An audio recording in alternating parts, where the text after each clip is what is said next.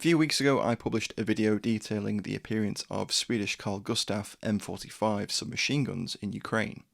One notable feature of the guns was that their configuration appeared to sit somewhere between the M45A and the M45B. In the absence of clearer information, I referred to these as M45Bs, the most common variant, and the one which has the defining fixed magazine housing rather than the earlier removable magazine well, seen on the M45A. The fixed magazine well is an upgrade which was made before the later M45B refit.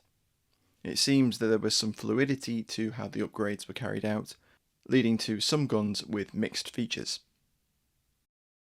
From Swedish sources I've spoken to, many of the M45s seen in the imagery from Ukraine are early spec guns, M45As, which may have been in storage and were then later refit. The M45B refit was partially necessitated by the need to add an additional retention method to hold the receiver end cap in place. Some sources suggest this was due to a type of training ammunition then in use, while others point to it simply being added extra security. Working theories explaining the configuration of the guns seen in Ukraine include that they are M45A configuration guns which had been in storage and were retrofitted after the training ammunition left service, and the additional end cap retention was no longer needed, so this change was omitted. As mentioned earlier, another reason may be that these are M45As which had the magazine well upgrade but were placed in store or transferred before the broader M45B upgrade was carried out. As mentioned in the initial video, Estonia is a likely source for these guns, as they received some of them in the 1990s, and these M45s have then subsequently been sent on to Ukraine.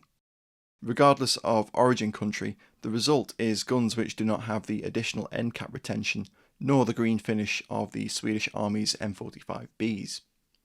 They all feature the fixed magazine housing, but there is also a mix of earlier A guns with larger perforations and later B guns with smaller perforations in the barrel shrouds. This is illustrated in this comparison, where we can see that the earlier guns have slightly larger perforations.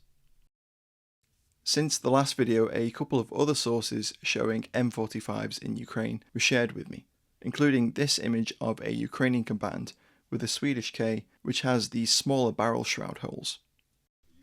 On the 10th of February, a Daily Mail report featured Thunder Company, an element of the 41st Mechanised Brigade.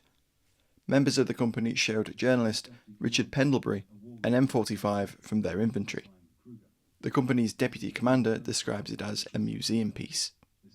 Both of the guns appear to be of the same configuration generally seen in Ukraine.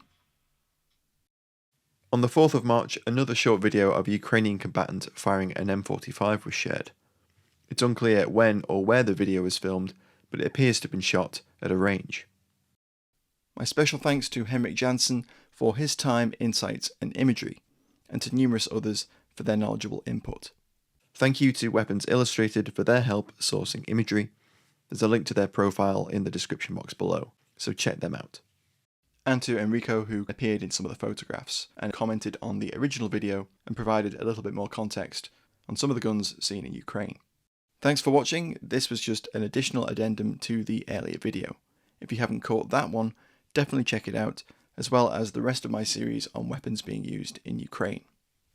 Don't forget to like, comment, share and subscribe. Please consider supporting the project via Patreon or the History of Weapons and War app. Links to both of those can be found in the description box below. Thanks again for watching. Catch you next time.